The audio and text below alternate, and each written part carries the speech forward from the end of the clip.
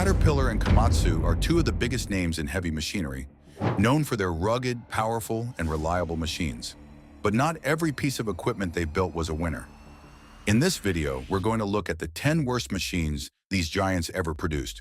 Some were flawed by design, some were simply too ahead of their time, and others just didn't deliver. Let's get into it. 10. Caterpillar D10N, 1986 to 1989. The Caterpillar D10N was a revolutionary machine when it first debuted in 1978, introducing the elevated sprocket design that improved traction and maintenance. When the D10N was introduced in 1986 as its successor, expectations were high. Unfortunately, it ended up being one of the biggest disappointments in Caterpillar history.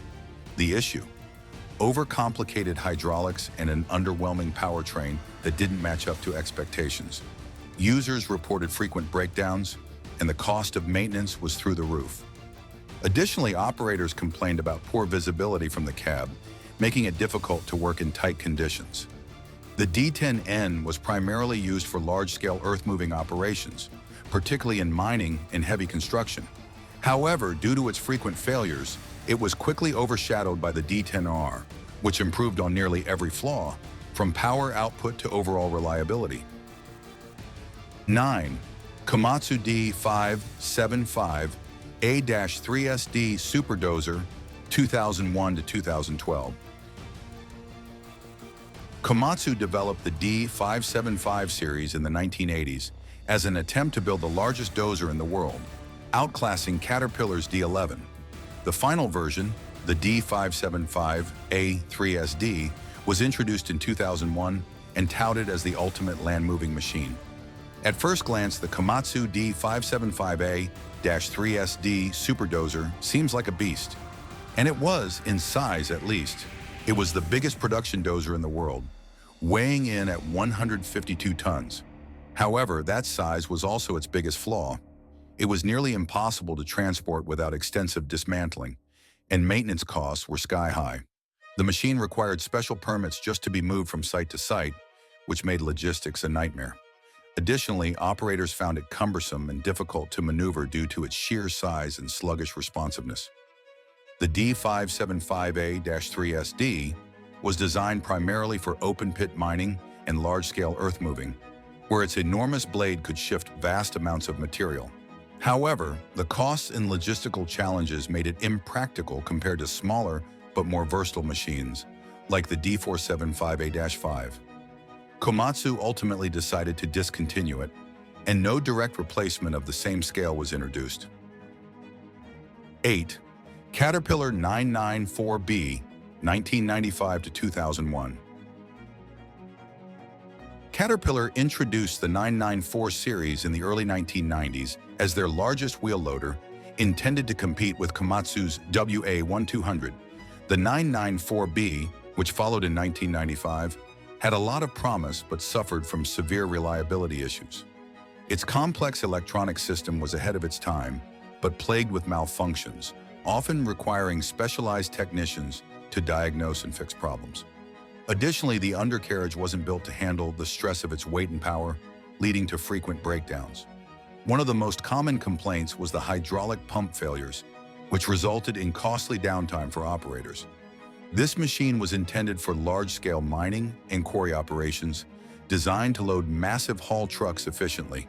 However, its high failure rate and maintenance costs meant many operations preferred to stick with the more reliable 992G. Eventually, the 994B was replaced by the 994D, which featured a stronger frame, upgraded hydraulics, and improved electronic reliability.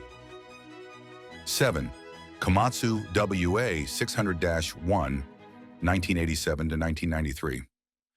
The WA600-1 was Komatsu's attempt to introduce a heavy-duty wheel loader that could rival Caterpillar's 988B. Released in 1987, it was powerful but suffered from excessive fuel consumption and an outdated transmission system that made it sluggish. Operators frequently complained about slow hydraulic response times and poor cabin ergonomics. It was a bulky, inefficient machine that was quickly overshadowed by the WA600-3, which addressed the transmission issues and improved fuel efficiency. Additionally, the loader frame design was not as robust as expected, leading to structural fatigue issues over time. 6. Caterpillar 5230, 1992-2003. Caterpillar introduced the 5230 as a mining-class hydraulic excavator to compete with Liebherr's and Komatsu's large-scale diggers. While it had impressive digging power, it was notorious for structural failures in the boom and stick components. Maintenance was a nightmare due to the machine's complex hydraulic system, which was prone to leaks and pressure failures.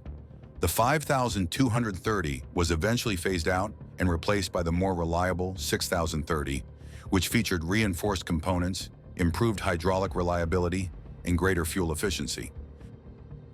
5. Komatsu HD785-3, 1996-2003. The HD785-3 was a rigid frame haul truck intended for large mining and quarry operations. However, it had major flaws, particularly in its braking system. Operators frequently reported overheating brakes, leading to dangerous situations on steep slopes. The engine was also plagued with cooling issues, often causing overheating in high-stress conditions. Additionally, fuel efficiency was poor compared to competitors. Komatsu addressed these problems in the HD785-7, which introduced an improved braking system, better engine cooling, and a more fuel-efficient powertrain. 4. Caterpillar 789B, 1992-2005. The Caterpillar 789B mining truck was built to handle massive loads, but it suffered from early transmission failures and high operating costs. Operators frequently reported overheating issues, and the suspension system struggled under extreme conditions, leading to excessive wear on tires and drivetrain components. While it was a workhorse in large-scale mining, it was eventually replaced by the more durable and fuel-efficient 789C, which featured improved transmission durability and a better cooling system. 3. Komatsu HD465-5, 1999-2005. This rigid frame haul truck had significant structural weaknesses in its frame, leading to cracking under heavy loads. It also had a harsh ride, making it uncomfortable for operators. The engine also lacked the necessary torque for steep inclines, reducing efficiency in quarry applications. The HD465-7 addressed many of these issues with a reinforced frame, upgraded suspension, and a more powerful engine. 2. Caterpillar 666, 1960s to 1970s. The Caterpillar 666 was one of the largest scrapers ever built, but it was plagued with hydraulic failures, excessive tire wear, and poor weight distribution. The machine was difficult to operate, requiring precise coordination between the tractor and scraper section. Over time, more advanced and operator-friendly scrapers like the 657G replaced it, making the 666 an obsolete, high-maintenance relic of its time. 1. Komatsu D155AX-6, 2004-2010. The Komatsu D155AX-6 had major flaws in its electronic control systems, leading to constant malfunctions. It also had underwhelming power delivery for its size, making it less efficient in tough conditions. Komatsu later released the D155AX-8, which corrected these issues with a more efficient powertrain and an improved electronic control system. And there you have it. Even the biggest names in heavy equipment have had their fair share of missteps.